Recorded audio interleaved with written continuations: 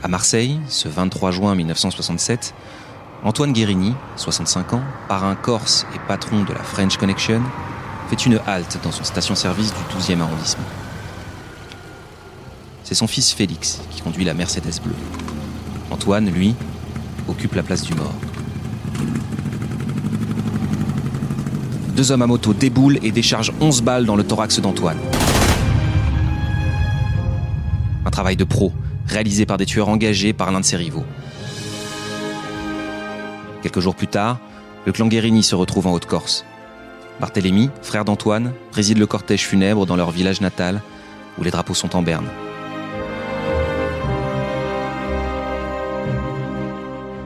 Toute la familia se remémore l'épopée des deux frangins pauvres, partis trimer sur le continent et devenus, en une poignée d'années, les patrons d'un vaste empire du crime. Voici l'histoire des frères Guérini, soutiens de la résistance, princes du bitume et empereurs de la chenouf.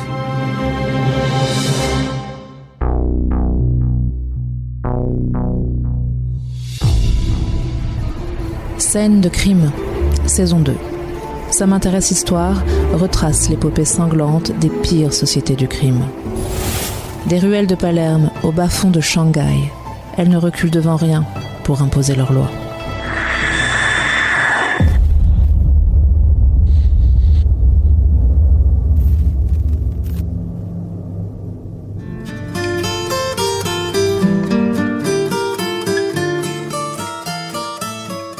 En Haute-Corse, dans le village de Calenzana, on raconte qu'Antoine Guérini a décidé de son destin à l'âge de 15 ans. On ne peut pas passer sa vie à regarder le monde. Voilà ce qu'il déclare à son instituteur lors d'une leçon de choses. Surtout que sa perspective n'est pas rose. Né en 1902, aîné d'une fratrie de 8, il grandit dans la pauvreté. Son père est un bûcheron tyrannique, sa mère, une femme soumise. En 1922, l'un de ses petits frères part pour le continent. C'est Barthélemy, dit Mémé. Il a 16 ans. Mémé ne sait ni lire ni écrire et parle à peine le français. Alors, arrivé à Bordeaux, il va tout naturellement se tourner vers ses compatriotes de l'île de Beauté et devenir l'apprenti d'un voyou corse.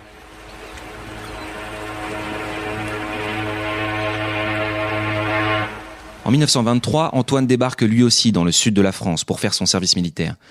Il a 21 ans. Un an plus tard, il s'installe à Nice, travaille comme serveur dans un bar, tenu par le milieu corse. Encadré par des insulaires, il apprend le métier de gangster. Antoine et Mémé se rejoignent bientôt à Marseille, où ils mettent quelques filles sur le trottoir. En 1928, une douzaine de tapineuses bossent pour eux. Les Guérini font fructifier leurs bénéfices et s'achètent le bar des colonies, qui leur fournit la couverture d'une activité officielle. Ils sont désormais limonadiers. En 1930, Antoine récupère la gestion d'une maison de passe en faisant disparaître l'ancien tenancier qu'il remplace. Les petites frappes grandissent vite. 1, puis 2, puis 3 établissements tombent sous leur coupe. En moins de 5 ans, ils ont déjà sous leurs ordres des dizaines de complices. Il y a du monde sur le bitume marseillais. Les frangins font concurrence aux 2 caïds qui règnent jusqu'alors sur la cité phocéenne. Paul Carbone, un autre Corse, et François Spirito, un Italien. On décide d'agir en gangsters civilisés et plutôt que de se déclarer la guerre, on préfère préserver les affaires en convenant d'une alliance. Le proxénétisme sera réparti entre les 2 clans. Les Guérini verseront une commission sur le trafic de cigarettes, mais ne toucheront pas aux armes, au café et à l'opium réservés à leurs aînés. On ne prévoit rien dans un autre domaine, la politique. Or, les frères ont déjà commencé à infiltrer la municipalité. Ils placent amis et compatriotes, embauchent dans leurs bars frères et sœurs venus de l'île de Beauté. La politique sied bien à Antoine Guérini, en quête de respectabilité. En costume-cravate, il arbore un calme froid, esquissant parfois un sourire qui s'apparente davantage à une grimace. Un parrain, le genre de type qu'on n'a pas du tout envie de froisser. En 1939, quand la guerre éclate, chaque clan doit choisir son camp. Carbone et Spirito deviennent collabos. Pour les Guérini, c'est la résistance.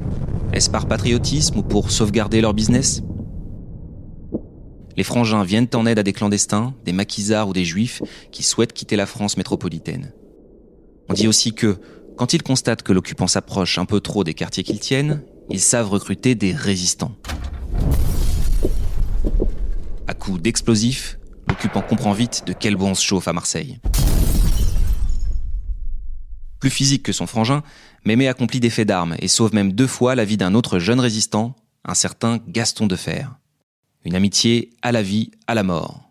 Fort du soutien des Guérini, Defer deviendra après-guerre l'indéboulonnable maire de Marseille. Mais pour l'heure, en 1943, le climat des affaires s'éclaircit pour les Guérini.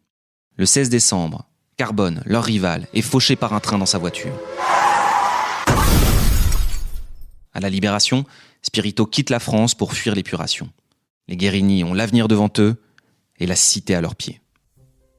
Au début des années 50, ils possèdent plus de 250 bordels en France et en Afrique du Nord, sans compter les bars et les cercles de jeux huppés.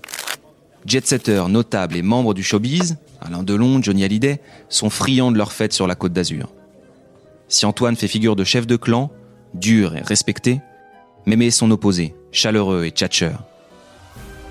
Leur organisation bénéficie de protection politique et profite du vaste empire colonial français pour irriguer leur caisse noire.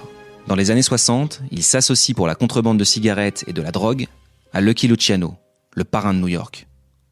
Les voilà entremetteurs et organisateurs de la French Connection. Mais attention, ils prennent pas part directement au trafic d'héroïne, ça non. Ils ont juré à leurs proches qu'ils ne deviendraient jamais trafiquants de drogue. Mais quand même, ils en favorisent la production et la circulation. Et sont aussi responsables de l'arbitrage parmi les truands. C'est une pluie de dollars qui s'abat sur les Guérini. Jusqu'aux années 70, les chimistes de la French Connection synthétisent l'héroïne la plus pure du monde. La morphine est extraite de l'opium en provenance de Turquie, de Syrie et du Liban, puis est transformée dans des labos clandestins de l'arrière-pays provençal. Expédiée en Espagne, elle transite par Mexico ou Montréal avant d'arriver par voiture à New York. Pour ce faire, le réseau privilégie la Citroën DS. Souvent conduite par un couple de faux tourtereaux, la mythique voiture française est truffée de drogue, entre 80 et 100 kilos cachés dans les ailes avant, arrière et sous le faux plancher. Il y a aussi la technique des conserves. On prend une boîte de paella, on ôte le couvercle, on met le sachet de schnouf au fond, on couvre avec une couche de riz cuisiné, puis on scelle avec un nouveau couvercle. Ensuite, aux USA, Cosa Nostra dispatche la drogue dans tout le pays. La Connection, c'est la success story des Guérini. Ils ont appliqué les recettes éprouvées de leur jeunesse, faire jouer la fibre corse et activer l'ex-réseau de la résistance. L'organigramme de la Connection en est exemplaire. On y trouve Jean-Baptiste Cross, un Bastiais qui est, dès le milieu des années 50, un pilier de l'entreprise. Son réseau fait entrer 30 kilos d'héroïne par mois aux États-Unis. Il y a aussi Édouard Rimbaud, dit Doudou. Après avoir été policier et résistant pendant la Seconde Guerre mondiale, Doudou devient auteur de polar et libraire à Salon de Provence, mais aussi braqueur et escroc. La French Connection le recrute pour acheminer le cash jusqu'à une banque de Genève. Côté production, Joseph Cesari assure. Ce Corse est le chimiste le plus doué de la Connection. On le surnomme Monsieur 98% à cause du taux de pureté de l'héroïne qu'il produit, alors que personne ne dépasse 60 ou 70%. Officiellement éleveur de porc, Joseph Cesari est dans le collimateur des stupes, à cause de son train de vie princier. Ce bibliophile dépense des fortunes pour des éditions rares.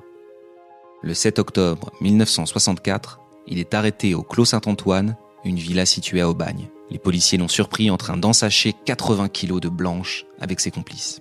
Comme à leur début à Marseille, les Corses soignent le décor. Et pour les activités interlopes, rien ne vaut un bon vieux rad. Ce sera chez Clairette, un cabaret ouvert en 1959 par Claire Odera à Montréal. Pourquoi le Canada ? C'est la passerelle idéale entre l'Europe et le Nouveau Monde. Claire Odera est une ancienne actrice et chanteuse marseillaise, devenue célèbre en 1939 en jouant dans La Fille du Puisatier aux côtés de Fernandel. Toutes les stars de la chanson française viennent chanter chez elle. Diane Dufresne, Jacques Brel, Robert Charlebois. Pendant 12 ans, elle accueille tous les Marseillais à bras ouverts, sans chercher à connaître leurs activités. Un des piliers de son bar s'appelle Edmond Taillet. Il est chanteur yéyé et passeur de schnouf. Sa mission chez Clairette consiste à séduire des groupies et à les ramener en France avec leur voiture.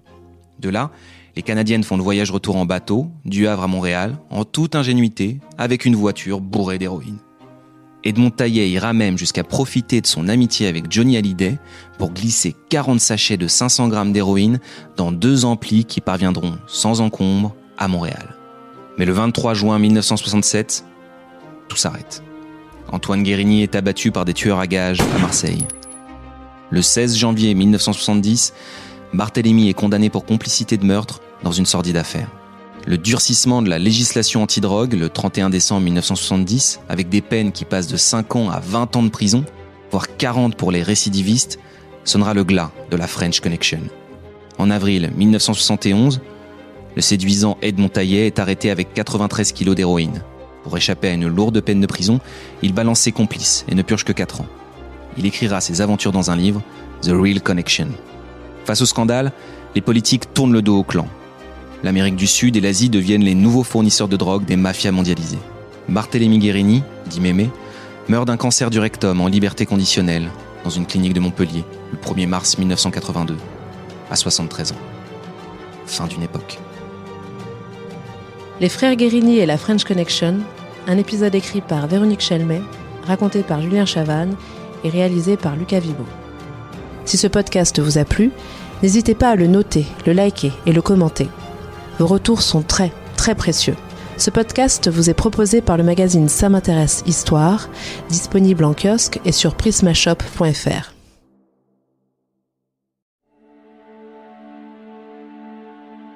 Lancez-vous dans une traque haletante et impitoyable à travers les Balkans avec La Vierge jurée, le nouveau thriller de Jean-Christophe Beaucou. Skander est une vierge jurée, une femme albanaise qui a choisi de devenir un homme et de prendre les armes. Marcus est un tueur à gages en quête de rédemption. Ensemble, ils doivent protéger un enfant des tueurs lancés à ses trousses.